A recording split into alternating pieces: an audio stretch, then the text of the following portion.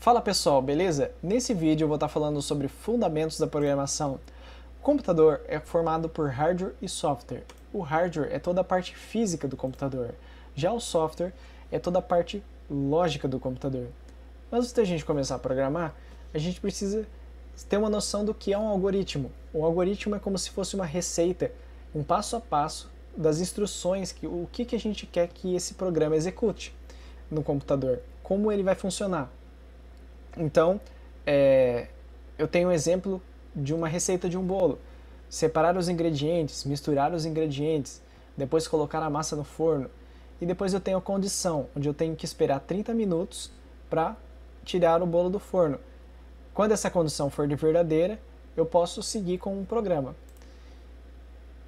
Isso pode ser representado por um fluxograma, ou também por um pseudocódigo.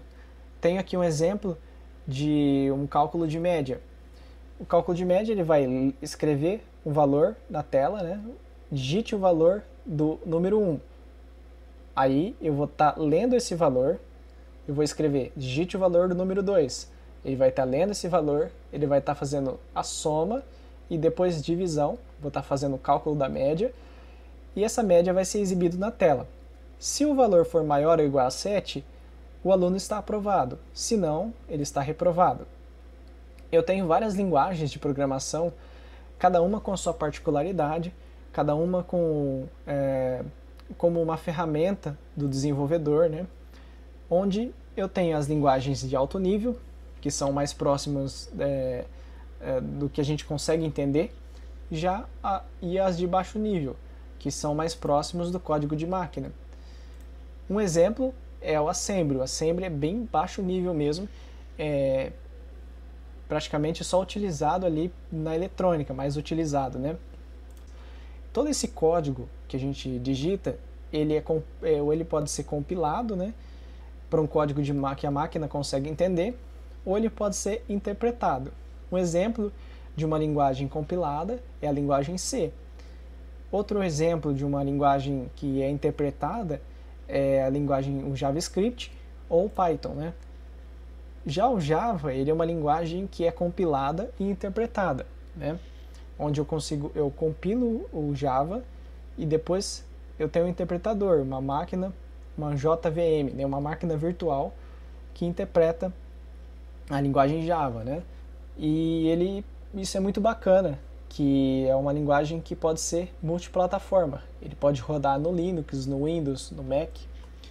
A gente tem os ambientes de desenvolvimento, que são chamados IDE, né? Onde a gente tem os editores, que são as nossas ferramentas para estar criando os códigos, né?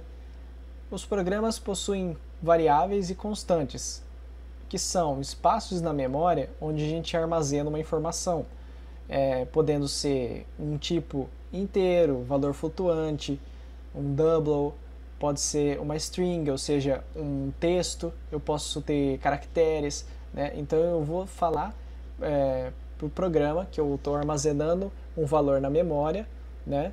Eu vou estar reservando esse espaço para armazenar esse valor. No Java, que é fortemente tipado, eu estou falando para ele que o valor dessa variável é igual a 2, o nome dela é o número 1, e eu tenho que definir que ela é um valor inteiro. Já no Python, eu não preciso definir que ela é um valor inteiro, ou se ela é uma string, né? O Python ele consegue identificar, né? Porque ele tem uma tipagem dinâmica. Já o Java, ele é fortemente tipado. Aí a gente tem os operadores, onde a gente tem os operadores aritméticos, para fazer os cálculos, tudo. Os relacionais, né, onde eu vou estar comparando ali se esse valor é menor que o outro, se um é igual, se é diferente, ou ainda se as duas são iguais, são verdadeiras, ou se as duas são falsas, né, é o caso dos operadores lógicos, né. Ou uma é verdadeira, ou outra, se ela for verdadeira, eu entro numa condição. Se ela for falsa, entro em outra condição, né? Eu tenho dois exemplos aqui. Entre com a senha, eu vou digitar a senha. Se essa senha for igual, né? Tem dois iguais aqui, então eu estou comparando. Eu vou estar dizendo, se essa senha for igual a alfa, eu vou abrir a porta. Se não, a senha não confere. Outro exemplo, recebe um valor e armazena em x. Se x for maior que zero, se x é positivo, se não, x é negativo. E aí eu tenho o comando de decisões, né? If, else, né? Ou seja, se ele for positivo, vai por esse caminho, se não, vai por esse outro caminho, né? Então ele vai estar executando blocos de informação, né? Se essa condição for verdadeira, execute esse bloco, se não, vai para esse bloco. E quando eu tenho várias decisões, né, eu posso estar utilizando o switch case, né? Ou assim, seria como se fosse, caso for 1, eu vou executar esse bloco de instrução. Caso for 2, eu vou estar executando esse outro bloco. Caso for 3, eu vou estar executando outro bloco.